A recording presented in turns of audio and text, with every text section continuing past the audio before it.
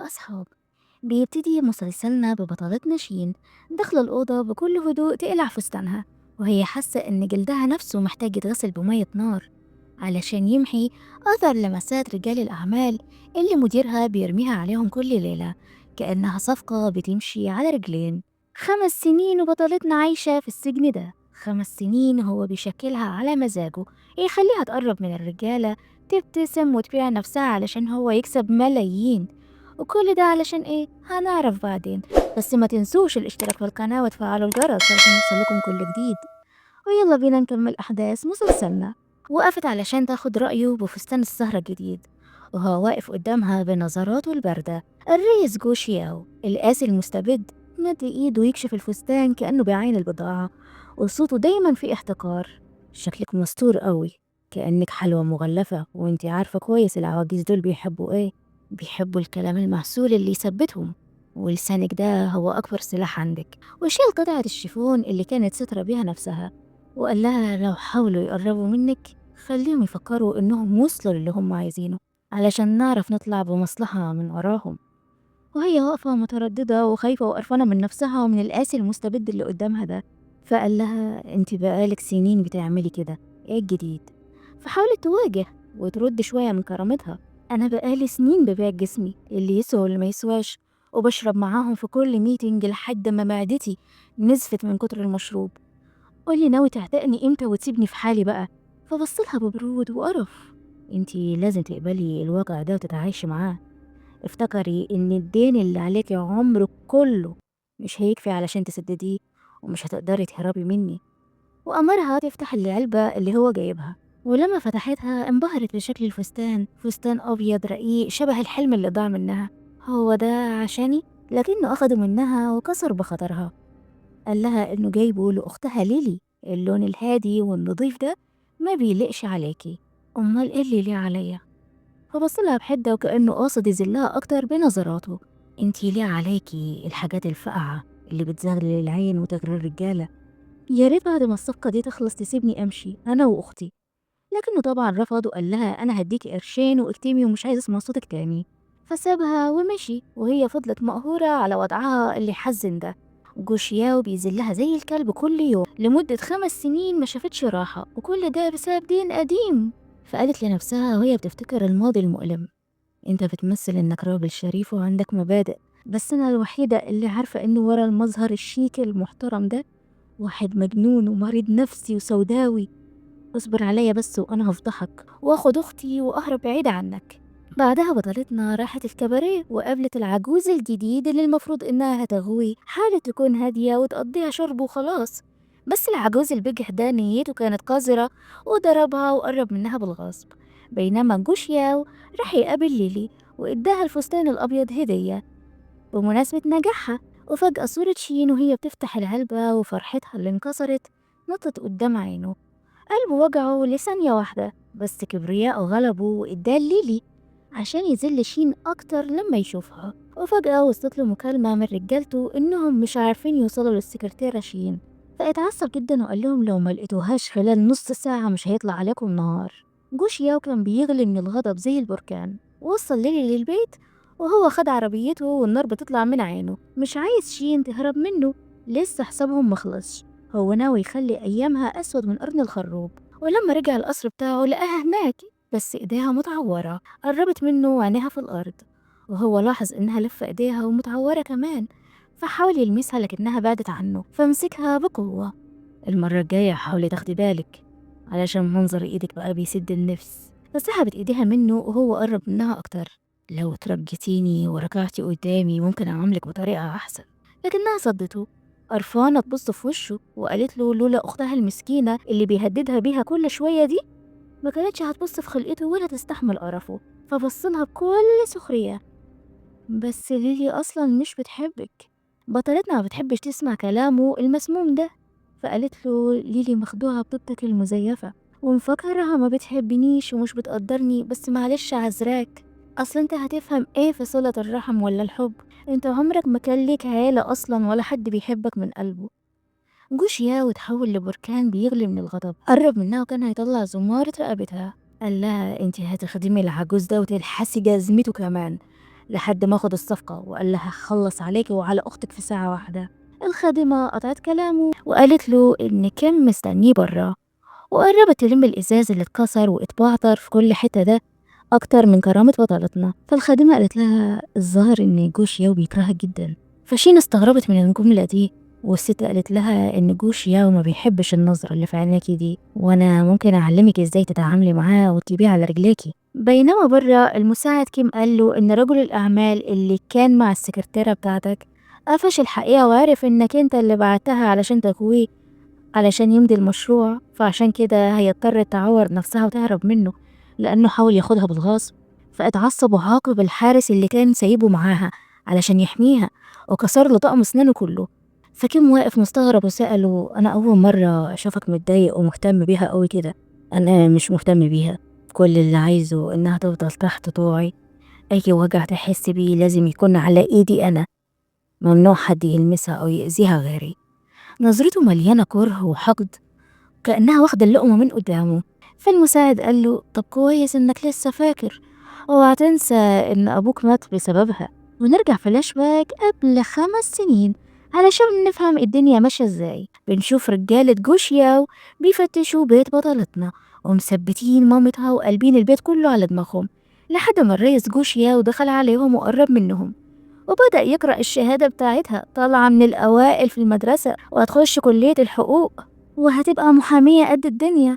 وقف وواجهها بكل برود وقال لها إن أبوها هرب بعد ما خد منه 100 مليون وهو عايزهم، وطالما مفيش أي رجالة في العيلة دي فهي اللي المفروض تسدد ديون أبوها اللي منه لله. فقالت له ده عند أم لطفي اللي بتنور وتطفي، 100 مليون إيه اللي أنا هسددهم؟ ده أنا هبلغ عنكم واحد واحد. فوصلها كل تحدي وقرب منها أكتر. عارفة رقم البوليس ولا أمليهولك؟ صحيح، انتي عندك أخت لسه في الإعدادي صح؟ فاترعبت وخافت يأذي أختها المسكينة. خلاص أنا تحت أمرك وهعمل كل اللي انت عايزه وملكش دعوة بأختي. تمام، يبقى كلمي الجامعة واسحبي ورقك من هناك، ومن هنا وجاي هتمشي ورا كلامي، هقولك يمين يمين شمال شمال. تمام.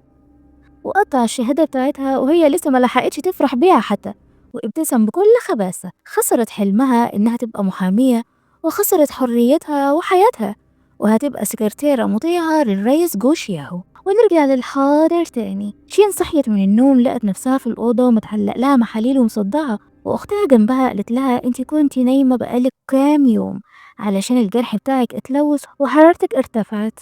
واللي زعل ان اختها بدل ما تطمن عليها وتحتويها وتقول لها انتي اتعورتي ازاي وليه، قالت لها معلش يا اختي هقولك كلمتين وما تزعليش مني، ممكن تبطلي صرمحة ولفة في الشوارع؟ لو مش خايفة على شكلك خافي على شكل الريس جوشياو، اصل هو اللي بيعتني بينا يعني وبيحبنا جدا. ما شاء الله على الحب ما شاء الله. فشين اتضايقت للدرجة دي؟ اختها هبلة ومغفلة؟ اختها بتتعرض للذل والاهانة كل يوم طول اليوم وهي عايشة في مية البطيخ خالص. فليلي قالت لها انا معرفش ايه اللي بينك وبينه، بس طول السنين دي كلها جوشياو كان شايلنا فوق دماغه، وانا بصراحة بحبه قوي. فقوليلي يا شين، هو انتي مش عاوزة تشوفي اختك فرحانة وتعترف بمشاعرها ليه؟ حد يدخلني المسلسل اجيب البنت دي من شعرها. بعدها بنشوف جوشياو قاعد في الأوضة غرقان في بحر ذكرياته المظلمة المؤلمة. افتكر لما كان صغير وطلب المساعدة من زعيم عصابة كبير جدا علشان يجيب لهم أكل قبل ما أبوه يودع، فقال له هساعدك وأجيب لكم كباب وكفتة كمان، بس الأول وصل الشنطة دي للمينا رقم 19. بس يا عيني جوشيا وقع على وشه وهو بيجري وافتكر كلام الزعيم لو البضاعة جرالها حاجة هرمي أبوك في البحر. الفضول والخوف خلاه يفتح الشنطة واتصدم، لقى فيها بودرة. يعني هو كده بيوزع مخدات، بس مش مهم، المهم انه ينقذ ابوه خلاص. فكمل طريقه وسمع صوت عربيات البوليس وللأسف قبضوا عليه. وهو ماشي معاهم شاف شين واختها الصغيرة، ففكر انها بلغت عليهم وابوه مات بسببها، لانه كان المفروض يوصل البضاعة ويجيب اكل وفلوس وينقذ ابوه كمان. بس كل ده ما حصلش لأن البوليس جه وقبض عليه. سوء فهم عمل دوامة كره عمرها 5 سنين. طيب لو الحقيقة اتكشفت ايه اللي هيحصل لك يا ريس؟ هنكمل ونشوف. وفي اليوم التاني بنشوف شين مع واحد من رجال الأعمال اللي بيحاول يقنعها تيجي معاه سكة ويروح الشقة علشان ياخد ويدي معاها بشكل ودي، لكنها رفضت بكل ذوق واحترام وقالت له أنا آخري أشرب معاك يا سيد، لكن شغل الشقة ده لأ. وفجأة افتكرت كلام الخادمة، قالت لها اللي عاوز يكسب حد لازم يكسب قلبه الأول، لو عاوزة توصلي لهدفك لازم تتمسكني لحد ما تتمكني، بيني انك غلبانة وحركي في جوشيا غريزة الحماية، خليه يفك الحبل اللي ربطه حوالين رقبتك بنفسه، وساعتها تبقي كسبتي الجولة وكسبتي قلبه. فالعجوز قال لها أغرب حجة ممكن تسمعوها في حياتكم علشان يقنعها تروح معاه الشقة.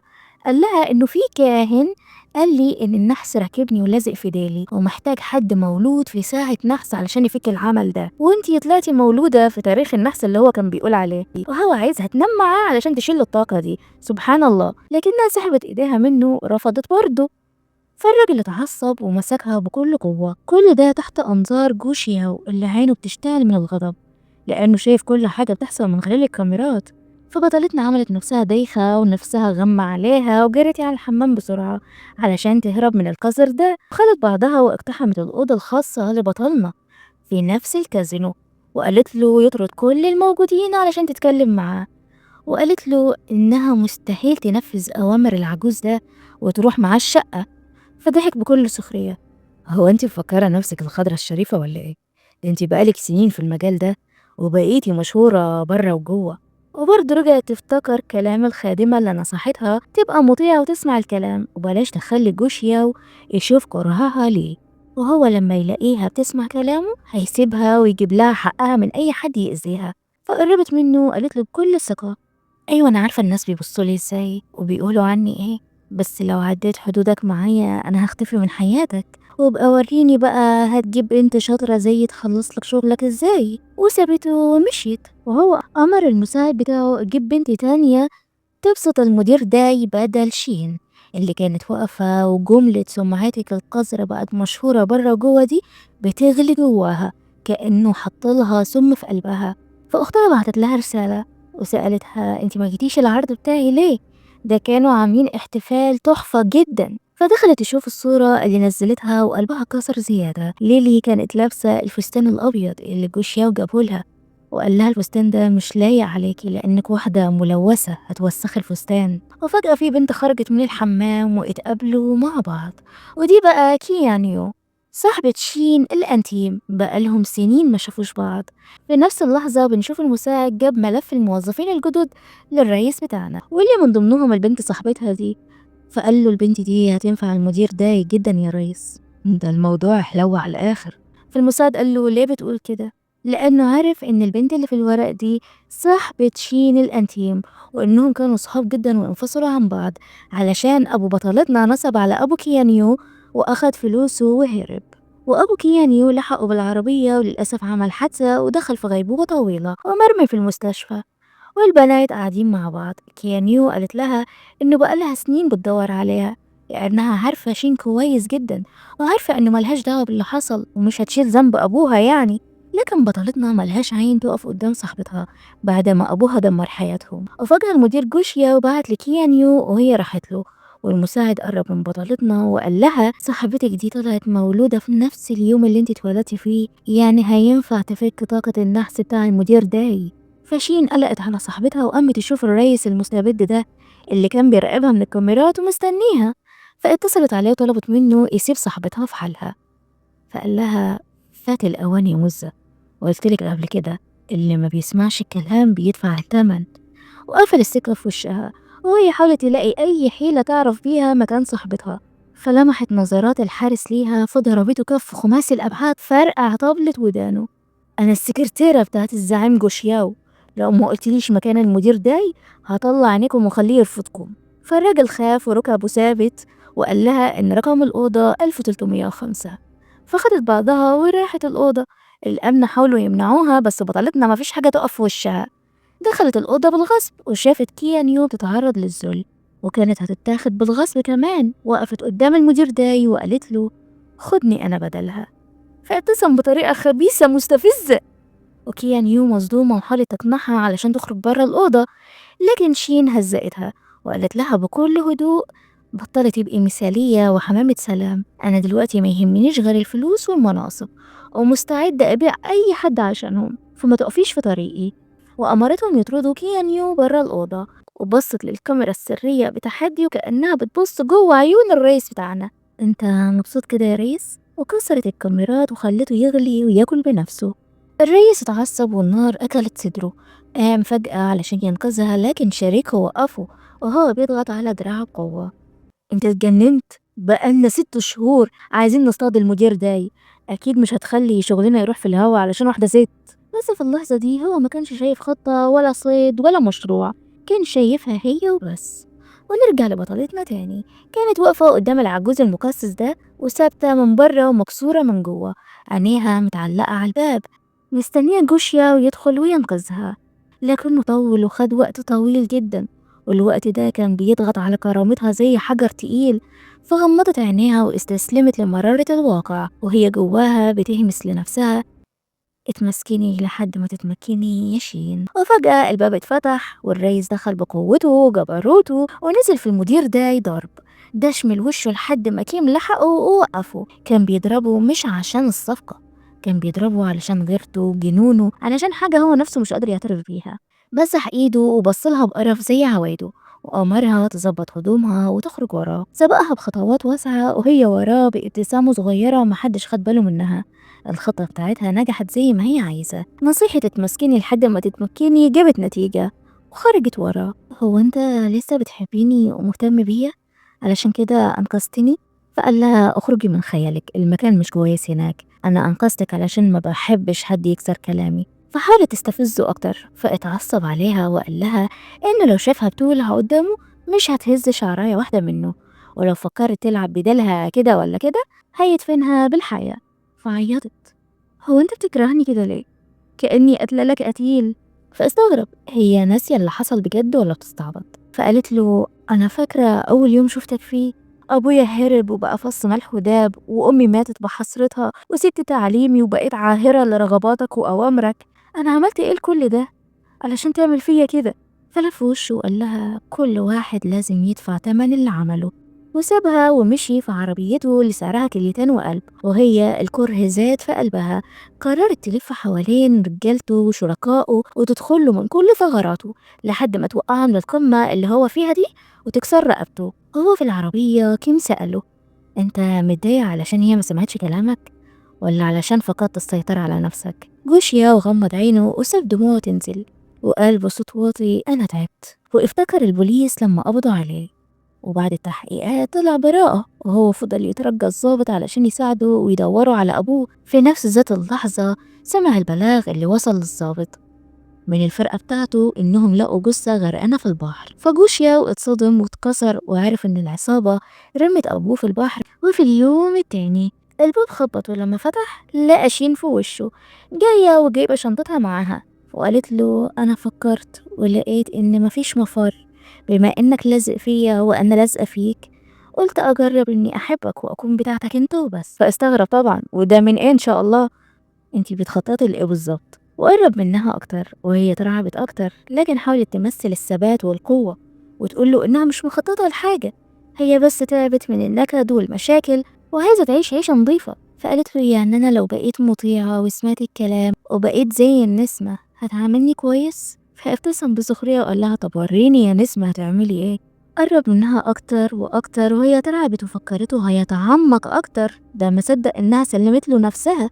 فجسمها انتفض أول ما قطع قميصها وقال لها: يا خسارة، كنت عايز أقرب أكتر بس أنا أصلا مش طايقك. وقبل ما يمشي حضنته: أرجوك، أنا عارفة إنك بتحبي ليلي لأنها هادية ومطيعة وبريئة، بس أنا كمان كنت زيها قبل ما أعرفك. فاتعصب: اخلصي وقولي انت جاية عايزة ايه، وبطلي حركات النسوان دي معايا. فقالت له إنها عايزة تشتغل شغلانة شريفة في الشركة ومش عايزة تبقى طعم لرجال الأعمال القذرين. فأرجوك اديني فرصة، أنا هوريك قد إيه أنا شاطرة، والشركة هتستفيد من أفكاري ومن خبرتي كمان.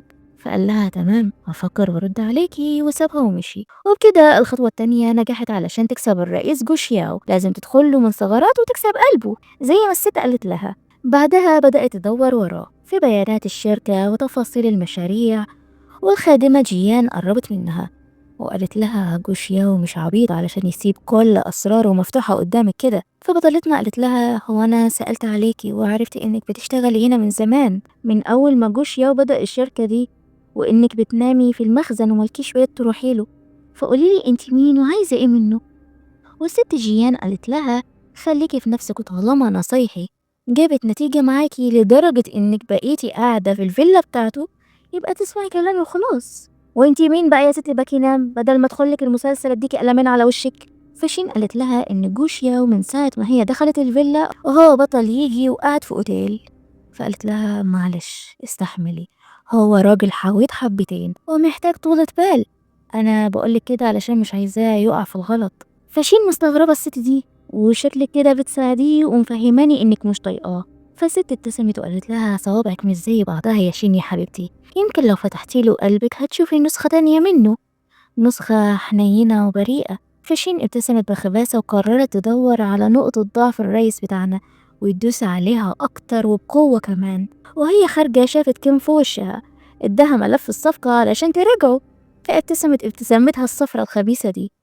وكيم واقف قدامها شاكك فيها، حتى النفس اللي هي تتنفسه هو مش مطمن ليه. حاول يهددها لكنها ردت عليه بتهديد أقوى، وقالت له لو وقفت قدامي هقول للرئيس جوشياو على مخططاتك مع المدير داي وإنك بتساعده، وهنشوف هيتعامل معاك إزاي. وسابته ومشيت. قوية أوي بطلتنا دي. بعدها شين راحت للجامعة بتاعتها القديمة وشافت نفسها القديمة البريئة اللي كانت مليانة أمل ومشرقة، ومنه لله جوشيا وضفاها. المهم إنها جاية تقابل ييفان، كابتن فريق الجامعة وبطل الجمهورية كمان. قالت له شركتنا عاوزة تشتري الفريق بتاعكم، والهدف مش بس اللعب، ده بيزنس يا حبيبي، فانت هتساعدنا نلم الفريق ونلم العيال الشاطرة كمان ونوسع الفريق وكل حاجة بحسابها، بس المهم ما يتدخلش في أي حاجة. وييفان رفض لأن الموضوع ده بيخالف القانون وفي حاجات كده مش مظبوطة هو حاسسها. فابتسمت وقالت له ما تتسرعش، النفس البشرية ضعيفة قدام الإغراء، ولا انت ناشف وجامد ومفيش حاجة بتأثر فيك. فوقف قدامها بكل ثقة وشموخ وقال لها إنه مش عايز فلوس، هو عايزها هي، وأنا اللي كنت فاكراك كتكوت طلعت عنكبوت. فقال لها أنا ما كنتش متخيل إن أشطر بنت في الدفعة تعمل حاجات غير قانونية كده، بجد انتي نزلتي من نظري. فاتصدمت، هو عارفها منين؟ انتي بجد مش عارفاني؟ أنا ييفان أخو كيانيو. فقالت له ياه، ده انت كبرت وبقيت شحط، ده انا معرفتكش خالص. فقال لها ان هو واخته كانوا بيدوروا عليها من زمان، وكان مستغرب منها ومن شخصيتها الحادة القوية دي، لانه عارف شين القديمة اللطيفة اللي كانت بتتحط على الجرح يطيب. كان عايز يعرف ايه اللي وصلها لكده، لكنها حست بالسوء تجاهه، مش عايزة تقوله حاجة وتدخله في المشاكل، هو لسه صغير في نظرها. فقالت له الدنيا برا صعبة وساعات بنضطر نعمل حاجات غصب عننا، وسابته ومشيت. فكيم خد صورها للريس جوشياو وقال له البنت دي مش سهلة خالص، رايحة تتسهوك على عيل صغير وتغويه كمان علشان تخلص صفقة النادي اللي بعتناها علشان تشوفه، ابقى اسألها كده هي بتعمل ايه معاه.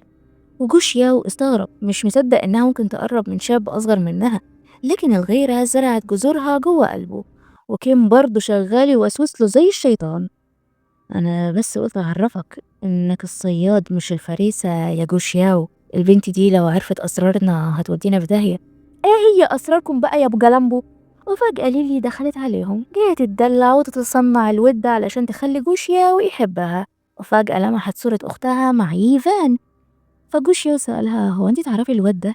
فكرته غيران عليها علشان بتعرف رجالة غيره، وبدأت ترسم خيالات وردية. فقالت له أنا ويفان متربيين سوا مع بعض من واحنا صغيرين، بس ما تقلقش ما حدش قريب مني زيك كده. هو كل اللي في دماغه عايز يعرف يفان بيتلزق للسكرتيرة بتاعته ليه. فقال لها طيب هو قريب من أختك برضه؟ اتوترت، هي بتخاف إنه يميل لأختها فحبت تبوظ صورتها قدامه، وقالت له مين قصدك على يفان؟ ده كان بيحبها قوي وماشي وراها زي ضلها من وهو صغير، هي اللي كانت مدلعاه. ففضل يفكر يعني ايه الكلام ده، هما رجعوا يرتبطوا في بعض ولا ايه؟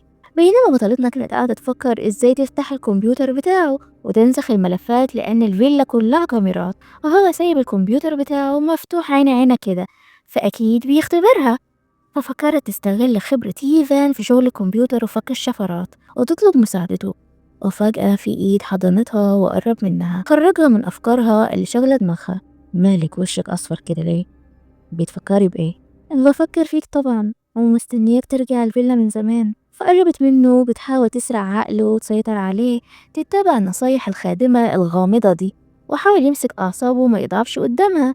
فسألها خلصت مشروع النادي الرياضي ولا خايفة من العواقب. فقربت منه أكتر بتتدلع أكتر بتلف إيديها حواليه زي الثعبانة، وقالت له إنها مش مهتمة لحد ولا خايفة من حد، هي عايزة تكون جنبه هو وبس. لكنه صدها. أنا عارف إنك لسه بتقابلي صاحبك القديم، فاتظبطي بدل ما اظبطك بطريقتي. بس أنا حتى لو قابلته أنا ما بحبش حد غيرك. والرجالة بتاعته دخلوا الأوضة وجايبين الواد ييفان في إيديهم، لأنه كان بيحاول يدخل الفيلا ويشوف الست هانم. ييفان وقف قدامها وهو متعصب ومقهور، وقال لها أنا آسف لأني رفضت أشتغل معاكي، أرجوكي هعمل لكم كل اللي انتوا عايزينه، بس بلاش تأذوا صحابي والنادي بتاعي. فاستغربت، صحاب مين والناس نايمين، هي ما عملتش حاجة. فقال لها انه سمع من المدربين في النادي بيقولوا انه في مشكلة في الميزانية وهيستغنوا عن الفريق بتاعه، وان شركة جوشيا وهي اللي ورا كل ده. انتي بتهدديني وتلوي دراعي يا شين؟ وهي واقفة قطع مية ونور والريس بتاعنا واقف وراها. قرب منها وهمس لها بكل هدوء. المشروع ده في ايديكي انتي، اتفضلي خلصيه، طريقتك هي اللي هتثبت لي انتي بتحبيني قد ايه. فشين اضطرت تقف في وش ييفان وتقول له ايوه هي اللي هددت ادارة النادي علشان يعملوا لها اللي هم عايزينه. فاتعصب وقال لها ما كنتش اعرف انك رخيصة قوي كده، وسابها ومشي. والرئيس جوشيا وقاعد وراها مبسوط انه قدر يبعد الواد ده عنها. قربت منه وسألته انت اللي دخلته بالقصد علشان توقع بينا؟ فابتسم بسخرية. انتوا اتقابلتوا بعد سنين فقلت اديله فرصة يشوف وشك الحقيقي الخبيث علشان ما يبقاش مخدوع بصورتك الملائكية القديمة. قربت منه أكتر وعينيها مليانة إغراء، لمسته بحنية مفرطة. هو أنت عملت كل ده علشان غيران عليا من حتة شاب صغير؟ أنا قلتلك قبل كده قلبي وجسمي وعقلي ملكك أنت بس، فابعد الناس دي عني، أنا مش ههرب منك. فبعدها عنه بقوة، ما تديش لنفسك حجم أكبر من حجمك. وسابها ومشي. بعدها شين قابلت الخادمة تاني وسألتها هو جوشيا وما عندوش يوم معين بيحبه أو تاريخ محفورة في ذاكرته، هي لازم تستغل كل فترة لصالحها. بينما كيم نازل وسوسة ولعب في دماغ الرئيس بتاعنا، قال له في حاجة بين شين والواد يفان ده، ولا هي هتحميه ليه يعني؟ لكن جوشيا مش عايز يشك فيها رغم شكه فيها أصلا. فكيم قال له يا عم اتنين ملهمش أمان، الفرامل والنسوان، ودي أكتر ست ملهاش أمان في الدنيا، بقالها سنين بتحاول تهرب منك وتصدك، فجأة كده نزل عليها السلام والطاعة وعايزة تبقى بتاعتك وتسمع كلامك. أرجوك ما تنساش إن أبوك مات بسببها علشان ما تحصلوش وشغلنا يتدمر. فجوش ياو قال له بكل هدوء كل ألاعيب البنت دي أنا اللي معلمها لها، قول أنا عايزك تقول للكل إني مسافر مدينة تانية النهاردة. وفي اليوم التاني شين كانت قاعدة تفكر إزاي تفتح الكمبيوتر ده، دخلت كل تواريخ الميلاد اللي تعرفها وبرضه معرفتش تدخله. فكلمت كيانيو ونزلت قابلتها وطلبت مساعدتها علشان تفتح الكمبيوتر. فقالت لها مستحيل، دي مخاطرة كبيرة، لو جوشيا وقفشك هيروح فيك في داهية. فشين حاولت تطمنها وقالت لها إن جوشيا مسافر ومش هيرجع دلوقتي، وهي هتدخل المكتب وتفصل الكاميرات، بس خايفة إنه يلاحظ ويرجع البيت في أي لحظة. فكل اللي عليكي يا كيانيو يا حبيبتي إنك تقفي وتراقبي لها الطريق، أول ما تلمحي عربيته أو حد من رجالته تديها إشارة علشان تخرج من مكتبه. وبالليل الرئيس بتاعنا كان في طريقه للمطار ووصل لهم خبر إن الكهرباء قطعت في الفيلا بتاعته. وكيم قال له تحب نرجع يا ريس ونشوف سبب العطل ده إيه؟ لا مش مهم، خليك سايق علشان ما نتأخرش. بينما شين دخلت مكتبه وحاولت تفتح الكمبيوتر بس كل محاولاتها فشلت، وكيان يو بتأمن لها الطريق. وفجأة الرئيس جوشيا ورجع الفيلا وهي حاولت تتصل بشين وتعرفها، لكن المنحوسة وقعت تليفونها تحت المكتب وما عرفتش ترد عليها. فالرئيس دخل عليها المكتب وخلى الدم يتجمد في عروقها، توترها وصل للسما. انتي بتعملي ايه هنا؟ الكهرباء قطعت وزي ما انت شايف الدنيا بقت ضلمة كحل، فدخلت ادور على اي شموع. هو مش مصدق اي حرف من اللي قالته، سحب التليفون من ايديها وقال لها في مكالمة وصلت لك قبل ما ادخل، كنت بتكلمي مين؟ واتصل على صاحب الرقم وطلع تبع شركة تصليح كهرباء. فبصلها بشك أكبر، الكمبيوتر ده بيديكي 3 محاولات لفتح الباسورد، يعني لو دخلتي واحد غلط أكيد المحاولات هتقل. فبدأ يدخل أي رقم عشوائي علشان يشوف هي حاولت تفتح الكمبيوتر بتاعه قبل كده ولا لأ. دماغ شغالة مش بتنام، لقاهم لسه زي ما هما 3 محاولات. هتقولولي ازاي يا نور؟ ما هي دخلت الباسورد مرتين قبل كده وفشلت، لازم يكون على الأقل بقى محاولة واحدة أخيرة وهيقفشها. هقولكم ما تستعجلوش، ما أنا هقولكوا اللي فيها أهو. شينو هي بتحاول في المرة الأخيرة دخلت تاريخ وفاة أبو جوشياو، والكمبيوتر فتح معاها سبحان الله. وبعدها كلمت شركة تصليح الكهرباء في أقل من ثانية علشان يبقى آخر رقم على تليفونها تبع الشركة مش رقم صاحبتها، وكده قدرت تخرج من الموقف ده زي الشعرة من العجين. فشين خرجت وهي عاملة فيها زعلانة ومقموصة، وهو لحقها علشان يتكلم معاها لكنها صدته بقوة. هو أنت رجعت بسرعة وما روحتش الميتنج بتاعك اللي في مدينة تانية علشان تختبرني؟ يعني ما كانش فيه سفر ولا أي حاجة مش كده؟ معلش حقك عليا، أنا فهمت غلط، أنا آسف. فاتصدمت، دي أول مرة تشوفه بيتأسف وشكله هادي كده. الظاهر إن الخادمة الغامضة الغريبة دي عارفاه كويس جدا. فحاولت تبتسم وسألته الوقت اتأخر، انت أكيد جعان، هعملك حاجة تاكلها. وبعد ما خلصت الأكل حطت له طبق النودلز بالكزبرة، وهو استغرب، دي أكلته المفضلة. فسألها اشمعنى عملتي الأكلة دي؟ علشان النهاردة عيد ميلادك، كل سنة وانت طيب. وكالعادة الخادمة هي اللي ادتها المعلومات دي، وواضح ان جوشيا بيعشق النودلز بالكزبرة وبياكلها بنهم كمان. فقالت له لو عجبتك هعمل لك منها على طول. فاتعصب جدا وجات له لحظة إدراك صفعته، ازاي ضعف قدامها، ازاي شوية نودلز يخلوه الجانب الضعيف بتاعه يظهر قدامها. فسابها ومشي وخرج من البيت كله كأنه بيهرب من ذكرياته. طول الطريق سايق بسرعة لحد ما رجع لها تاني، وقرب منها وعقله بيفتكر يوم عيد ميلاده، وأبوه قاعد جنبه بيغنيله، ومامته اللي طلعت هي نفسها الخادمة جايباله النودلز دي. فقال لنفسه وهو قريب من وشها، أنا ما بحبش النودلز دي، ولا بحبك انت كمان. اللي كان السبب في موت أبويا لازم يدفع التمن غالي ويشوف أيام سودة. وفي اليوم تاني قابلت كيانيو علشان كانت قلقانة عليها جدا، لا يكون جوشيا معلقها ولا قطعها ولا رماها للكلاب بتاعته. فشين قالت لها ما تقلقيش، كل حاجة عدت على خير، بس انتي لازم تسيبي شغلانة الكباريه دي وشوفي أي شغل تاني بدل ما تشتغلي معاه. وما تقلقيش عليا، أنا هلاقي حل يخرجني من هنا. فقالت لها إنه في حفلة عيد ميلاده هتقدم له هدية، زراير قميص شيك وجميلة بدل اللي هي قطعتها بالغلط، علشان يفك تكشيرة وشه دي ويديها الأمان. وكان واقف يتصنت عليهم، يا ابني شوف لك شغلانة تانية بقى يخرب بيتك. فكلم أختها ليلي وقال لها هجهز لك هدية الرئيس جوشياو بنفسي واديها لك. وابتسم بشار وهو بيقول لنفسه عاوز اشوفك وانتي بتتقطعي لما تشوفي اختك بتحب الراجل اللي انتي بتكرهيه. وبالليل الرئيس بتاعنا قاعد مع اصحابه بيحتفلوا بعيد ميلاده، وده اكتر عيد ميلاد ممل شفته في حياتي. قاعد بالصمت يتأمل هدية بطلتنا بابتسامة خفيفة، وفجأة ليلي الملزقة دخلت عليه، بقى النهاردة عيد ميلادك وما قلتليش؟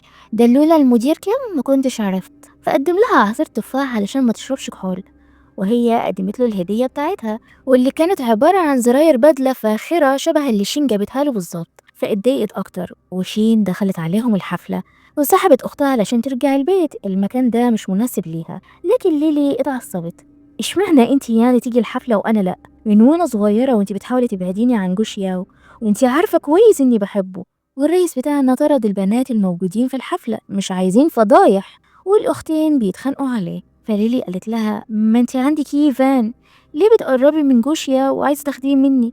ما انا بحبه برضه. فالرئيس قرر ينهي المهزلة دي وأمر كيم ياخد ليلي للبيت. وهي سمعت كلامه رغم انها متضايقة والنار بتطلع من عينيها، بس هي ما بتقدرش تكسر كلمته ابدا. وشين كانت هتمشي لكنه مسك ايديها ووقفها. عايزة تهربي بعد ما اختك قفشتك؟ هو انت مصدق الهبل اللي هي قالته ده؟ دي عيلة صغيرة، حبي إيه اللي انا احبهولك؟ كل دي عيلة صغيرة أحيه. فقال لها عيلة ايه؟ دي عندها 19 سنة، يعني في نفس السن اللي انتي مضيتي فيه على العهد معايا. فبصت له بثبات وكأنها مش خايفة منه. أختي بتبصلك على إنك قدوة، مش شايفة القرف اللي انت بتعمله ولا تعرف حقيقتك. فقال لها إنه ناوي يرتبط بأختها ويقع في حبها، وهي اترعبت واتوترت أكتر، هي عايزاه يبعد عن أختها أصلا، وهو عارف إن دي نقطة ضعفها وبيلوي دراعها بيها علشان تفضل جنبه. فهددته وقالت له كل رجال الأعمال اللي انت بعتيني ليهم واقعين في دباديبي، فلو لمست شعرة من أختي هروح لهم وهم ما هيصدقوا يلاقوني بين إيديهم وأحضانهم، فانت حر بقى، في غيرك هيمتلكني. فيتعصبوا بقى بركان بيغلي. فقالت له خلاص، النظرة الغضبانة دي ما عادتش بتخوفني، عايز تخلص عليا اتفضل اسحب سلاحك وخلص عليا، ما حدش ماسكك. سابته ومشيت، ولما خرجت قابلت ييفان اللي كان جاي وواثق فيها، عارف انها مستحيل تأذي نملة قد كده اهو، واكيد اللي حصل في النادي ده غصب عنها، وجاي وحابب يعرف ايه اللي بيحصل معاها. فقالت له ابعد عن القرف ده وانا هشوف لك نادي تاني تلعب فيه. فقال لها انتي مش واثقة فيا ولا ايه؟ زمان كنت بتحميني، دلوقتي انا بقيت راجل كبير وهحميكي بطريقتي. راجل ايه يا كوتي بوتي انت؟ ده انت شبه كتكوت. فشين وافقت بس بشرط ما تتصرفش من دماغك، وما تقولش لكيا نيو اي حاجة، وما تقولش ليلي حاجة برضو. وقال لها حاضر، واتبسط جدا انها وافقت تبقى جنبه. فخدته الفيلا وقالت له هتنزل البرنامج ده وتخترق الكاميرات وتحط لي فيروس يمسح التسجيلات القديمة كلها، تمام؟ فقال لها تمام اعتبريه حصل. ودخلوا البيت وفجأة صوت الأسد وقفهم، فاتخضت. ايه ده انت إيه اللي جابك؟ ده بيتي، اجي وقت ما احب، المفروض انا اللي اسألك انت جاية متأخر ليه، وجايبة معاكي راجل غريب كمان. فحاولت تطرد ييفان بسرعة قبل ما جوشيا ويخلص عليه، وييفان بدأ يصرخ بره لو عمل لك حاجة صوتي وانا اجيب لك البوليس. وبطلنا نزل السلم بالراحة وهي ركبها بتخبط في بعض. ازاي تدخلي راجل غريب في بيتي من غير اذني؟ حاولت تبرر له وتشرح له انه كان بيوصلها مش اكتر، لكنه حاصرها بقوة وقال لها مش كنتي بتقولي قلبك وجسمك وكل حاجة فيكي ملكي انا؟ يلا اثبتيلي. وقرب منها اكتر وهي حاولت تصده. يا جوشيا وانت سكران، ارجوك ما تعملش كده. لكنه اتعصب اكتر ونبرة العياط خنقته. قال لها انتي بتصديني علشان الجربوع اللي بره ده؟ فعيطت. انا بقالي 5 سنين بسألك انت بتعاملني كده ليه وانت ما بتردش عليا، انا حاسة اني عايشة في سجن ما بشوفش النور، واول ما لقيت حد يحبني بجد عاوز تقطع الحبل ده وتغرقني في طين مرة تانية. هو انا عملت لك ايه؟ وجوشيا واقف قدامها مستغرب، دي اول مرة تنهار وتعيط قدامه بالشكل ده، قلبه وجعه عليها. فقرر يحكي لها قصته. قال لها وهو عنده 13 سنة أبوه اتورط في الديون، والعصابة حبسوهم في مخزن لمدة 3 أيام، وبعدها ادوله شنطة صغيرة قالوله يوصلها للمينا وهم هيسيبوا أبوه. فقال لها جريت ووقعت واتبهدلت، كنت خايف الحاجة اللي جوه الشنطة تتكسر، ولما فتحتها لقيت بودرة بيضة. كنت واقف عند المينا وشايف بيوت الناس منورة ودافية، وأنا كنت مستخبي في الضلمة بشنطة مليانة مخدات، كنت حاسس إني هموت. وفجأة ظهرت بنت صغيرة ادتني تفاحة اللي هي ليلي يا عيال، فاكرة؟ وبصلها المرة دي بكل كره. أنا الواد اللي كان في المخزن اللي البوليس جه وقبض عليه، وأبويا مات لوحده زي الزبالة. دموعها ما وقفتش وقالت له هو أيوة أنا اللي بلغت، بس علشان كانوا هيقتلوك، أنا كنت عاوزة أنقذك أنت، ما كانش قصدي إن كل ده يحصل. لكنه زعق لها ورفض يصدقها، هو شايفها مجرمة والسبب في معاناته، ولازم يخليها تعاني زيه وينتقم منها. ومن شدة عصبيته الكاس اتكسرت في إيده، وفي لحظة ضعف قدام دموعها استسلم لقلبه وحاول يوصلها كل مشاعره المتناقضة بين الكره والانتقام والحب والاهتمام، وهي دموعها نازلة شلالات شلالات. قال لها انتي هتفضلي جنبي في الجحيم ده للأبد وهدوس عليكي بمزاجي. وفي اليوم تاني شين كانت قاعدة بتفتكر لما وصلت المخزن علشان تدور على أختها، وسمعت العصابة وهم ناويين يخلصوا على طفل صغير اسمه جوشيا ويرموه في البحر بعد ما يسلم البضاعة ليهم. وعلشان كده هي طلبت لهم البوليس، ما كانتش تعرف ان كل ده هيحصل. ده صدق اللي قال خير تعمل شرا تلقى. فسألت الخادمة وقالت لها اديني طريقة أوقع فيها جوشيا وأخلص منه بأسرع وقت، علشان أنا اتأكدت إن عمره ما هيحبني أو يسامحني وهيفضل يعذبني للأبد. فالست حاولت توقفها لكن قلبها وجعها وأغمى عليها، فنقلوها المستشفى أحلى من حياتي وأنظف منها.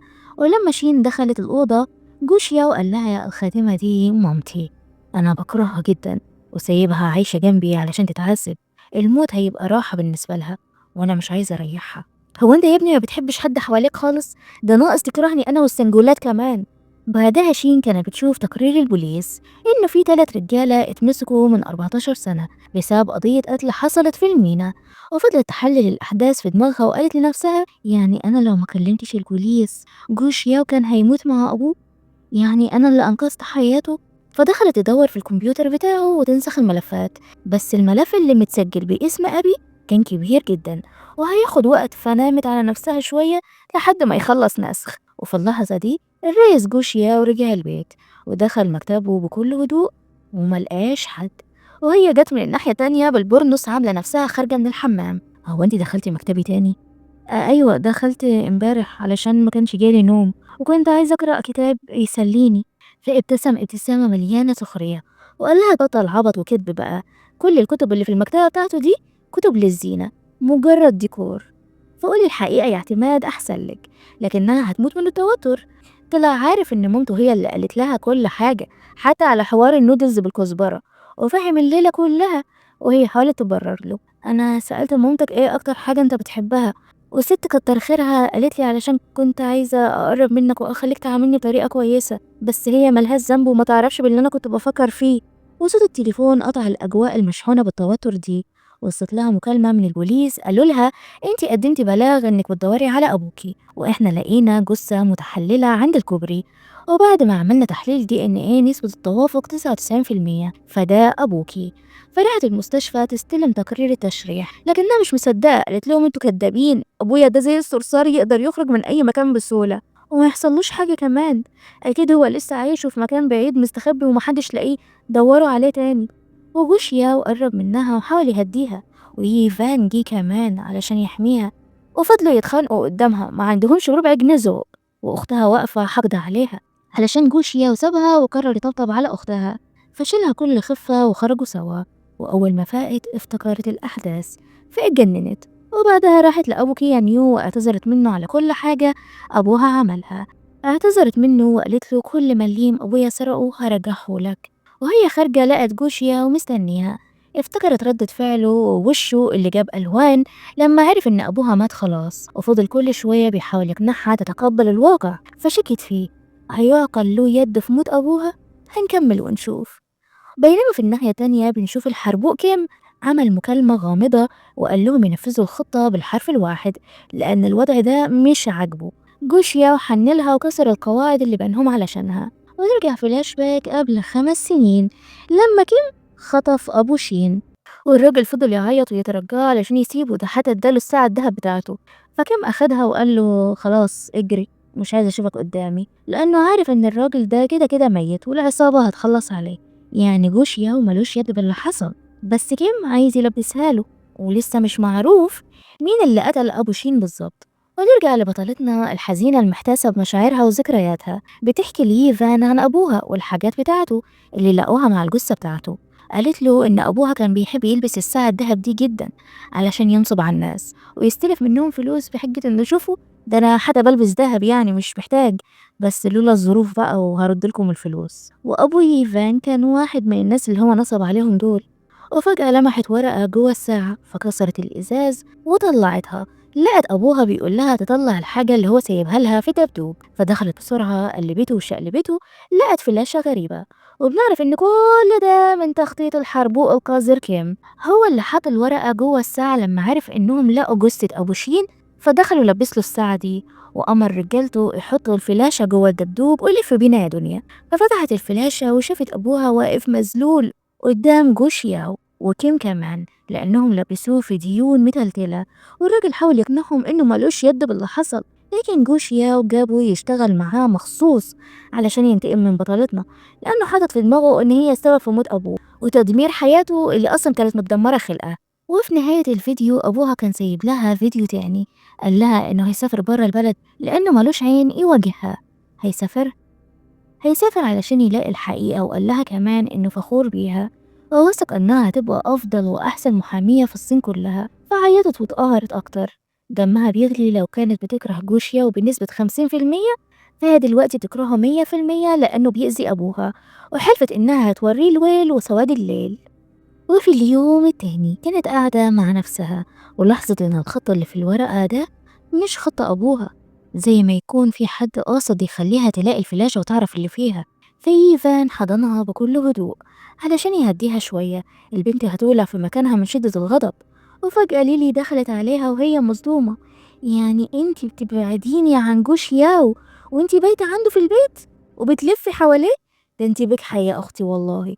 وطبعا الغبية فهمت غلط، حتى وشين بتحاول تشرح لها وتفهمها اللي فيها إن جوش ياو ده خبيث وبيخدعها وهو السبب في موت أهلهم. التانية مصممة إن أختها كدابة وبتتبلى على جوش ياو علشان تسرقه منها وتخليهم ينفصلوا عن بعض. وفي اللحظة دي وصل لبطلتنا مكالمة من صاحبتها إن إيفان راح يخلص على جوش ياو ويجيب لها حقها منه ومحدش عارف يوصله. فشين كلمت الريس وقالت له ابعت لي اللوكيشن بتاعك حالا بلا دلوقتي. وجوش ياو استغرب بس بعتهولها، وخد صاحبه وراحوا عند البحر المكان اللي لقوا فيه جثة أبو شين، لأن جوشيا شاكك إن كيم هو اللي خلص عليه. وسأله المثير كيشان مات ازاي؟ فقال له حتى ده قدر، ولا انت عايز تعترض على قدر ربنا، ولا انت مش واثق فيا يعني ومفكر انا اللي قتلته؟ جوشيا وعايش في صراع بين قلبه وعقله ومبقاش عنده ثقة في حد حتى في نفسه. ولما رجع لعربيته شين جت بسرعة ووقفت قدامه وحمته من ييفان. قال لي رجالة الريس بتاعنا مسكوه من قفاه علشان يخلص عليه، لكن شين جابت ازازة من الارض ورشقتها في دماغ جوشياو اللي كان مصدوم من ردة فعلها دي. انتي بتقفي في وشي وتحاربيني علشان خاطر الصعلوك ده؟ لا طبعا انا عملت كده علشان خاطر ابويا اللي انت قتلته. طب طالما بتشك فيا انقذتيني ليه؟ كنتي بتجري عليا علشان خايفة عليا ولا عليه؟ وبعد شوية شين فتحت عينيها لقت نفسها في البيت، والريس قرب منها ولسه واخد شاور علشان يغسل الدم اللي نزل من دماغه بسببها. هي كانت في البيت لأنه كان أغمى عليها من العصبية. قرب منها وهي مش طايقاه وقال لها أنا ما قتلتش أبوكي، هو كان مديون وهرب، أنا ضغطت عليه بس ما كنتش عاوزه يموت، واللي حصل ده مجرد حادثة غير مقصودة، احنا كده خالصين. وحس الصداع بيفرتك دماغه والجرح رجع ينزف تاني، وهي بتبص عليه ببرود ما تهزش منها شعراية. فهددها انه مش هيخرجها بره الفيلا دي لحد ما ترجع لوعيها. ونزل يسهر في البار ويدور على سكرتيرة جديدة. وفجأة ليلي دخلت عليه لابسة فستان شبه مثير وقربت منه بكل هدوء، قالت له إنها مستعدة تفضل جنبه وتكون السكرتيرة بتاعته لأنها مش قادرة تصدق كلام أختها الكدابة اللي بتتبلى عليه دي. فخد نفس عميق وقال لها بس أختك مش بتتبلى عليكي، كلامها كله مظبوط، أنا كنت السبب في موت أبوكي بطريقة غير مباشرة. وليلي اتصدمت وعيطت. الحقيقة دي كانت صعبة عليها وخرجت بسرعة مع اللي فضل من كرامتها. وكيم كان واقف وسأله هو أنت بتحب شين أوي للدرجة دي يا ريس؟ مش مهم، أنا بس عايزها تدوق العذاب أشكال وألوان وعلى إيدي أنا. ورجع البيت يكمل شربه ويفكر فيها وبمشاعره، هي بتحبه ولا تتلاعب بيه؟ اقتحم عليها الأوضة ومسكها بقسوة، عايز يعرف هي حبيته بجد ولا أمه الخدامة هي اللي زقتها عليه. قالت لها هو بيحب ايه وبيكره ايه علشان تخليه يقع في حبها ويتعذب. قرب منها أكتر علشان يعرف مشاعرها ويوصل لها مشاعره، لكنها صدته وضربته كف على وشه. وفي اللحظة دي قررت تحكي له القصة من وجهة نظرها هي.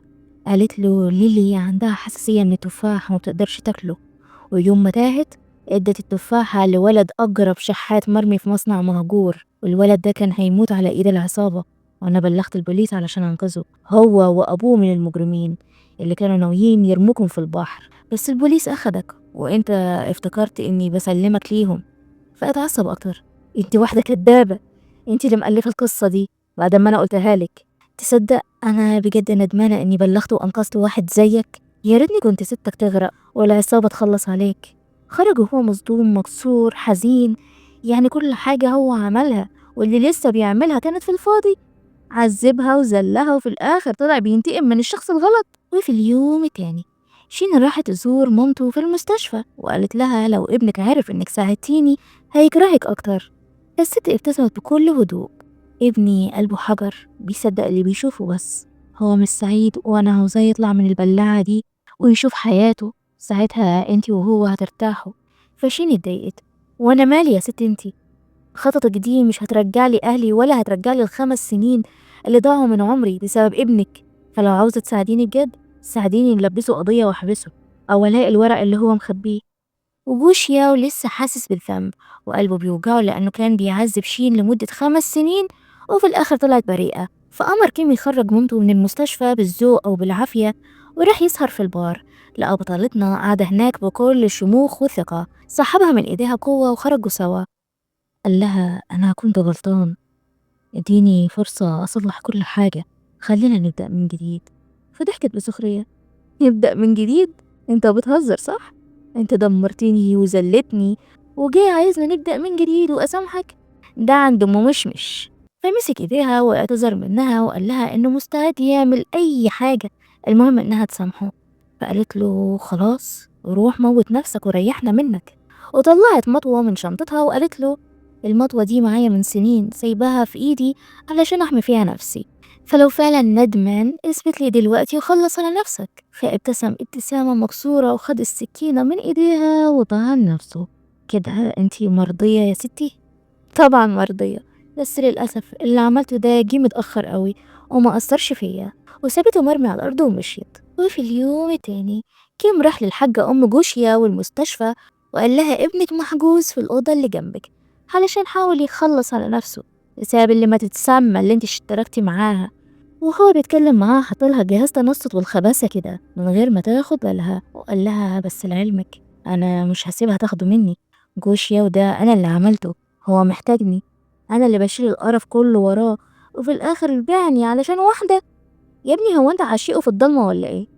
وبالليل كيم راح للرئيس بتاعنا علشان يراجع ملفات الصفقة ويمضي العقد الجديد، لكنه اتفاجئ إن جوشيا وقرر يكتب نص ثروته باسم شين كتعويض عن السنين الهباب وأيام العذاب اللي شافتها معاه. وكيم مش عاجبه الوضع ده وفضل يزعق ويتنطط ويشتم فيها. فالرئيس قال له لو فضلت تتكلم بالأسلوب ده صحوبيتنا هتخلص لحد هنا. كيم رجع للمقر بتاعهم وهو متعصب، وافتكر لما كانوا ايد واحدة وجوشيا وكان دايما بيحميه. حطوا ايديهم بقدام بعض وكبروا الشركة ووعدوا بعض انهم هيفضلوا سند لبعض للأبد. بس جوشيا وخلف الوعد ده وعنده استعداد يتخلى عن الصحوبية والأخوة اللي جمعتهم علشان خاطر الست هانم شين. بينما في مكان تاني ييفان جاب لها معلومات عنهم، وعرفت ان جوشيا واتعرف على كيم في السجن، بس أكيد في سر كبير بينهم وأبوها كان عارفه. فييفان قال لها إنه هيروح ويدور وراهم أكتر، ولو لقى أي معلومات هيكلمها. وهي في العربية لاحظت إنه في حد بيلحقها، فكلمت الرئيس بتاعنا وطلبت منه ينقذها، وهو قلق عليها جدا بس متأخرش ثانية واحدة. دور على اللوكيشن بتاعها وراح لها المينا، لقى العصابة محاصرينها من كل زاوية. ضرب العصابة واتضرب من العصابة، وكانت هتجيله ضربة تنسيه اسمه وأصله وفصله، لولا هي اللي حمته وهو حماها، واحنا نحمي بعض يا سنجولات لحد ما ربنا يكرمنا. المهم بعد عركة طويلة قدر ينقذها. والحربوق كيم وصل، فالريس بتاعنا قال له جيت في وقتك، نظف المكان من الزبالة دول. وبعدها رجع للبيت يداوي نفسه من أثر الكدمات والجروح اللي علمت عليه. وشين قربت منه وبدأت تداويه وهو مبسوط جدا. أفهم من كده إنك سامحتيني؟ فحاولت تتجاهل نظراته وقالت له أنت أنقذت حياتي وده واجبي. طيب أنا خطرت بحياتي علشانك، اديني فرصة تانية وخلينا نكون مع بعض. فبعدت إيده ورفضته هو وحبه كل مشاعره. اللي كسرته جوايا مج مش كوباية، بس علشان أسامحك لازم تمسكني حسابات مؤسسة مينج فو. فقال لها الحسابات دي متعلقة في رقبتي، لو مسكتيها هتوديني السجن في ثانية، بس فداكي خديها وخدي كل ما أملك. وفي اليوم التاني شين راحت الشركة ومضيت الورق بقلب جامد، عايزة تعرف كل حاجة عن المؤسسة دي وتحبس القذرين اللي بينصبوا على الناس بحجة الاستثمار. حاطت جهاز التنصت في شنطتها وسجلت الميتنج، وكيم كان شايفها ومخنوق منها. أول ما مضيت الورق فتح شنطتها وخد الجهاز منها. صدق اللي قال اللي خلف ما ماتش، انتي وابوكي نفس الدماغ. ففهمت ان كيم هو اللي حاطلها الفلاشة في الدبدوب، وقال لها هيعرف منين يعني ان ابوها بيتبع الخطط دي. فواجهته وهو ما انكرش وبصلها بكل ثقة. طب ما انا عارف كمان انك انتي اللي متفقة مع العصابة في المينا وخليتيهم يخطفوكي علشان توقعي الجوشياو في الفخ. فابتسمت بتحدي وقالت له طيب لو شاطر روح قول لجوشياو ووريني هيصدقك ازاي. علاقة الصحوبية والأخوة اللي بينكم مش أقوى من الحب، وانتي بتعرفي ايه عننا علشان تقولي كده. رجعت ابتسمت له بثقة وتحدي خلت دمه يغلي. طيب وريني قوة الصحاب والأخوة بتاعتكوا دي، أصلا أنا مش شايفاها خالص. وسابته ومشيت. هي عارفة كويس إن جوشياو بيحبها وبيفضلها على أي حد، وكيم عارف إن صاحب عمره خضع واستسلم للحب وما عادش هيقدر يسيطر عليه. وفي اللحظة دي ييفان دخل غرفة الميتنج وخد التسجيل اللي شين ثبتته في الترابيزة غير التسجيل اللي كان في شنطتها، لأنها ذكية ودايما عاملة حسابها. وبعدها راحت تقابل أم جوشياو وقالت لها اديني الملفات اللي عندك، ابنك غلط واشتغل مع عصابات ولازم يتعاقب وياخد جزاءه. لكن الست رفضت طبعا، هي مش هتسلم ابنها، ده هي فضلت شغالة سنين زي الخدامين في شركته علشان تفضل جنبه وتخليه يسامحها، علشان هجرته هو وأبوه زمان. فقالت لها يا بنتي جوشيا طيب رغم الكراهية اللي مالية قلبه، خليكي جنبه، أرجوكي قربي منه وانت هتشوفي شخصية تانية، شخصيته الحقيقية الجميلة. لكن شين رفضت ومصممة تنهي اللي بدأته وتحبس جوشيا وصاحبه وكل اللي في المؤسسة دي. بينما كام راح لجوشيا وزعق له انت ازاي تدخلها الشركة وتسلمها المشروع بتاعك، هي كده هتسلمك للبوليس يا غبي. وجوشيا وقال له علشان كده أجرت الناس يخطفوها. فكيم اتصدم، هو للدرجة دي بقى مش واثق فيه ومفكر ان هو اللي مأجر ناس علشان يخطفوا شين. فقال له بص يا كيم، انا عارف انت بتعمل ايه كويس جدا ومش عايز ازعلك، بس شين خط احمر بالنسبة لي، لو قربت منها كل اللي بينا هينتهي. وكيم فضل يضحك من صدمته وحزنه ان صاحب عمره مش واثق فيه، 15 سنة وهم مع بعض وشين جت فرقت بينهم بكل سهولة. فقال له انا هثبت لك انك غلطان علشان وثقت فيها. وبالليل كيم راح للمستشفى وهدد ام جوشياو علشان تقف معاه. وفاكرين لما حطلها الجهاز تنصت، قال لها انه سجل لها كل حاجة وانه هيودي التسجيلات دي لابنها علشان يعرف ان هي وشين متفقين مع بعض. لو عايز تروح تقول له روح قول له، بس لازم تشرح له انت ليه خلصت على ابو شين وايه الاسرار اللي انت مخبيها عليه كمان ومش عايزه يعرفها. وفي اللحظة دي صاحبة بطلتنا كانت واقفة وبتصورهم لأنها شغالة في المستشفى وشافته وهو داخل عند الست دي فشكت فيه ودخلت وراه وصورته. وكان متعصب وقال لها أنا فضلت جنب ابنك 15 سنة، اشتغلنا وعافرنا، أنا الوحيد اللي كنت بقدره، إنما انتوا عايزين تموتوه. فعشان كده قررت أخلص منكم كلكم علشان جوشيا ويرتاح منكم ونكمل مشاريعنا بكل سهولة. وخلص على الست أم جوشيا وبجرعة زيادة. وفي اليوم التاني جوشيا صحاها من النوم عايز يعرف هي حبته ولا لأ، موافقة تديله فرصة تانية ولا لأ. فقالت له أنا قلت لك بوضوح إني هسامحك لو سلمتني إدارة المشروع في المؤسسة، لكن ما قلتش إني هحبك أو نرتبط ببعض. فقال لها انتي سرقتي ملفاتي وأجرتي واحد يهكر الأجهزة بتاعتي ويسرق سيديهاتي ومسكتي إدارة مشاريعي وعايزة تدخليني السجن.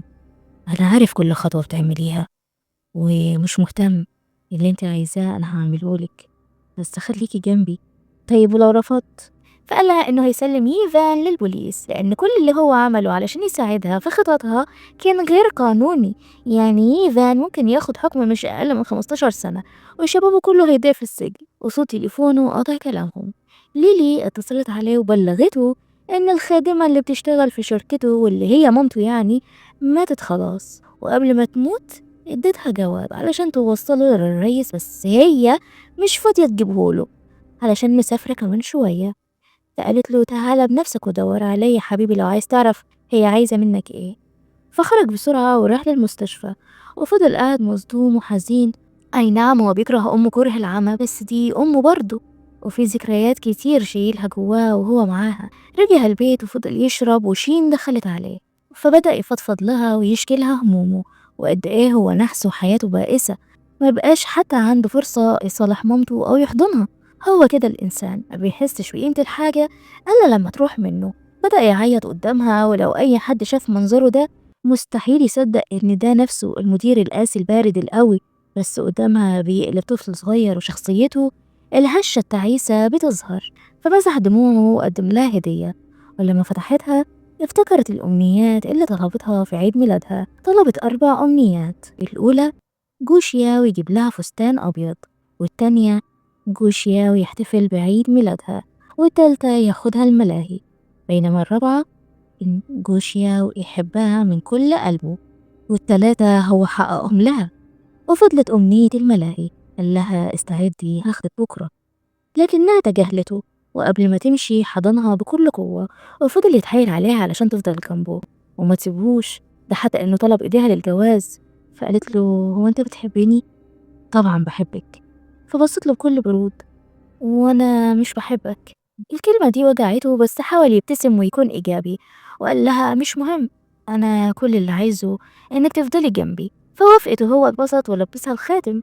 هو بيفكر يعوضها إزاي، وهي بتفكر في كل لحظة معاناة وألم عاشتها بسببه. الجرح اللي جواها عميق ومش بيلتحم بخاتم أو كلمة بحبك. هي وافقت تفضل جنبه شفقة وخلاص. بعدها شين راحت تقابل كيم، لأنه أكيد شاف كروت الدعوة بتاع الفرح في كل حتة، فجاية تشمت فيه إن قوة الحب انتصرت على قوة الصداقة. بس كيم شيطان برضه، خلى حد يخترق تليفون جوشياو ويبعت له رسالة كأنه شين هي اللي بعتها، وخلاه يجي النادي اللي هو وشين قاعدين فيه دلوقتي، ويسمعهم وهما بيتفقوا عليه وقد إيه شين بتكرهه وعايزة تمسك أي حاجة عليه عشان تخلص منه. فكيم قال لها إنه أي حاجة أنت عايزاها موجودة في خزنة جوشيا واللي في أوضته اللي ما بيرضاش حد يلمسها دي. فسألته عن الباسورد وقال لها: وحياتك ما أعرف، بس المهم ابقي جيبيلي الخاتم ده معاكي لو فتحت الخزنة. وجوشيا كان سمع كل ده وقلبه مقهور، بس كيم مبسوط جدا إنه خلاه يسمع كل ده. وبالليل شين دخلت تدور على الخزنة دي في الأوضة بتاعته لحد ما لقتها. رشت مادة شبه البودرة علشان تعرف مكان بصماته، وفضلت تحاول تفهم وترتب الأرقام اللي قدامها. بالعادة أرقام الخزنة بتكون تاريخ عيد ميلاد، أرقام الخزنة بتكون تاريخ ميلاد. بس إيه هي الأرقام دي؟ هي بترجع الأرقام وتسلسلها في دماغها طلعت شبه تاريخ الميلاد اللي هي استلمت فيه شهادة دخول كلية الحقوق. فدخلته وطلع صح، لكنها اتصدمت لما لقته محتفظ بسلاح جوه الخزنة. لكنها حاولت تطنش وخدت الخاتم اللي كيم قال لها عليه وما لقتش أي حاجة تانية زيادة.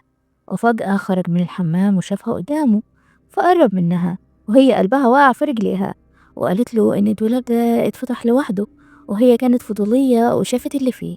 فقال لها: يا سلام، ولما هو بالصدفة انتي عرفتي الباسورد ازاي؟ مجرد تخمين. فابتسم بسخرية: تخمين؟ كان لازم أتوقع إنك هتقدري تخمنيه، أصل ده نفس التاريخ اللي أحلامك اتبخرت واتحطمت فيه. حاولت تعمل نفسها سترونج وومن وإنها مش خايفة وهتروح تبلغ عنه بتهمة حيازة سلاح بدون ترخيص، لكنه خد سلاحه وقال لها: قصدك على ده؟ ورفعه في وشها وقع قلبها على الأرض: أنا ما أقدرش أخلص عليكي، مش عشان أنا مش عايز، ده عشان بس ما بقدرش أضغط على الزناد. فاكرة لما أنقذتك من العصابة؟ ايديا وقتها اتخبطت، ومن وقتها وانا ما بقدرش استخدمها كويس. يتشكوا في قلوبهم يا ريس والله. فاداها السلاح وقال لها: خدي اضربيني وريحي نفسك، بدل ما انتي بتكرهيني كده وبتبصيلي بقرف طول الوقت. فرفضت طبعا، دي مش طريقتها في استرداد حقها. وطيب لما انت عارف كل خططي ما بتوقفنيش وتمنعني ليه؟ لاني عايزه اكون جنبك واعوضك عن كل المعاناه اللي عشتيها بسببي دي. ووراها صورته مع أهله يوم عيد ميلاده، اليوم الوحيد اللي هو حس بيه بالسعادة وإنه في حد بيحبه بجد، قبل ما حياته تتدمر ويتحول لوحش شرير. فقال لها: هو أنتي بتحبيني؟ ما ردتش عليه. طيب لو اضطريت أهرب في يوم علشان أنجو بحياتي هتهربي معايا؟ ما ردتش عليه برضه. فحضنها بكل هدوء، هو عارف إنها مش هتهرب معاه ولا حتى هتحبه، هي جنبه لأجل تحقيق أهدافها وخلاص، لكنه بيحاول يخليها تحبه. وفي اليوم التاني ييفان بعت لها لقطات من السي دي اللي لقته في المكتب وكان بايظ، فادته علشان يصلح ما يمكن إصلاحه ويجيب لها اللقطات اللي موجودة عليه. زي المشهد اللي قدامها ده عبارة عن تسجيل لكاميرا عربية كانت بتلحق أبوها. فافتكرت إن جوشيا وقال لها: أنا ما قتلتش أبوكي، هو كان عليه ديون كتيرة وهرب قبل ما يسددهم ومات في حادثة وهو على طريق. وهي بتقلب في الصور شافت صورة راجل اسمه تشاو لابس نفس الخاتم اللي كيم وراه لها علشان تجيبهوله، وعرفت إن كيم يبقى ابن الراجل اللي اسمه تشاو ده، واللي كان واحد من أكبر وأخطر المرابين في المدينة كلها، واللي كان هو السبب في موت أبو جوشياو. فوصل لها مكالمة من ييفان قال لها إن أخته مختفية بقالها يومين ومش لاقيينها. فراحوا المستشفى اللي بتشتغل فيها وشافوا الكاميرات، وشين لمحت كيم، فقالت لنفسها: أيوة كارل هو اللي خطفها. فكلمته وقالت له: أنا جبت لك الحاجة اللي أنت عاوزها من خزنة جوشياو، فخلينا نتقابل علشان أديها لك. فقابلها في المخزن وسألته عن كيانيو صاحبتها، فقال لها: اديني الخاتم الأول. فرمته له في وشه نظرته اتغيرت وبقى شبه نظرته اتغيرت وبقى شبه المجانين، وقال لها إنه كان لازم يخلص عليها لأنها شافته وهو بيخلص على أم جوشياو. وشين ما بقتش مستوعبة أي حاجة، بتاخد صدمة ورا التانية ورا التانية. فقالت له خلاص أنا عرفت إنك أنت ابن زعيم العصابة اللي دمرت حياة جوشياو، بينما جوشياو أصلا كان سكران وحياته كئيبة ومنيلة بستين نيلة. فوصلت له رسالة من كيم فوقته، فيديو لحبيبة القلب وهي متكتفة ومرعوبة في المخزن القديم. وبعدها كيم اتصل عليه وقال له لو ما جتش هخلص عليها. طيب انت فين؟ في المكان اللي انت انقذتني منه اول مرة. وعلى ما يوصل بقى بطلتنا حللت الوضع وربطت الخيوط كلها وواجهت كيم. كيم قرب من جوشيا وبالقصد علشان كان فاكر ان هو اللي قتل ابوه، قرب منه ولعب عليه باسم الصداقة. ولما ابوها عرف حقيقته وكان رايح يقول لجوشيا، كيم خلص عليه. وفي اللحظة دي بطلنا دخل عليهم وكيم اعترف له بكل حاجة، والتاني واقف مصدوم. ازاي؟ ليه؟ امتى؟ عشان ايه؟ وعلامات الاستفهام بتلف حواليه. واتصدم اكتر لما عرف انه ابن زعيم المرابين. فقال له انا قربت منك علشان انتقم لابويا، بس ما كنتش متوقع انك هتنقذني من الموت وتشغلني معاك وتخليني دراعك اليمين. بقينا اعز صحاب وسند لبعض. نسيت الكراهية والانتقام، بس انت تخليت عن كل ده لأجل واحدة بتسعى علشان تدمرك، ووقعت في حبها كمان. فقرب من بطلتنا وجوشيا ورفع عليه السلاح. فاتصدم، هي حصلت انك ترفع سلاحك في وشي كمان؟ يا ابني يا ابني، ده انت لو عشيقه في الضلمة مش هتغير منها قوي كده. فجوشيا وقرب منه، انا قلت لك شين خط احمر بالنسبة لي، وبعدين ما انت زي كل الخاينين اللي حواليا، ما فرقتش اي حاجة عنهم غير انك مثلت بزيادة حبتين كنت عايزني اموت زيهم. فكان بصله وقال له عندك حق، انت اصلا واحد بائس تعيس، محدش بيحبك ولا اهلك ولا اصحابك ولا حتى الخاينة دي. رفع سلاحه وصوت الرصاصة صدح في المكان. ولما شين فتحت عينيها كان جوشيا وهو اللي ضرب كيم غصب عنه. صوت الصراخ والعصبية والسلاح خليته مش شايف قدامه، وضرب صاحبه. قرب منه وحاول يعتذر منه. فكيم قال له أنا كنت عارف إنك أنت اللي قتلت أبويا، بس كنت خايف أواجه الحقيقة وأبحث عن دليل علشان ما اخسرش أخويا الوحيد. يعني أنت شرير من أول المسلسل، ولما وقعت المخرج جاي يحسسنا إحنا وجوشيا بالذنب ده منكم لله. وبكده كيم ودع الحياة للأبد. بعدها جوشيا ورجع الفيلا بسرعة وقال لها تلم حاجتها علشان يهربوا سوا قبل ما البوليس يجي ويقبضوا عليهم. فتح الخزنة علشان ياخد الصورة بتاعته وهو صغير. فاستغربت، يعني هو مجرجرها وراه كل الطريق ده علشان الصورة دي؟ انت فعلا طلعتي انسان تعيس ومثير للشفقة. فقرب منها وقال لها سيبك من كل ده وخليكي جنبي، هتفضلي جنبي مش كده؟ فبعدته عنها وكسرت قلبه بكلامها بأنها عمرها ما حبته ولا هتحبه. هي خدعته وضحكت عليه علشان تعرف الحقيقة وتنقذ المساكين. المشاريع كانت هتدمر حياتهم. هو واقف قدامها مصدوم ورافض يصدق الحقيقة دي. فقالت له أنا سلمت كل الأدلة للبوليس وزمانهم على وصول، ومهما هربت مفيش فايدة. وهو برضه مش مصدق وبيردد كلمة مستحيل مستحيل، انت بتحبيني ووافقتي تتجوزيني. فضحكت بسخرية، انت ايه يا اخي للدرجة دي جعان حب؟ انا مش بطيئك ومش بحبك وبقرف منك. فرفع سلاحه في وشها، قدامك حلين، يا تيجي معايا يا نموت سوا هنا دلوقتي، يلا اختاري.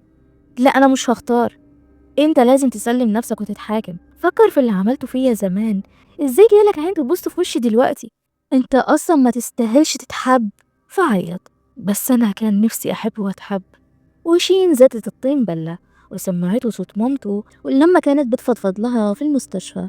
جوشيا وده ما كانش لازم يتولد اصلا، وجوده غلطة كبيرة قوي في حياتنا. انا سبته وهجرته هو وابوه علشان ما كنتش بحبه. فانهار اكتر والسلاح وقع من ايده. فقالت له سمعت، انت ما حدش محتاج لك، ضحيت بكل حاجة وخرجت من المولد بلا حمص.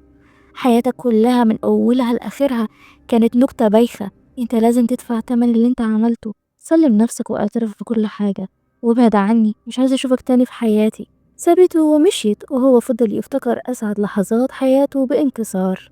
وهي خرجت تكمل عياط برا.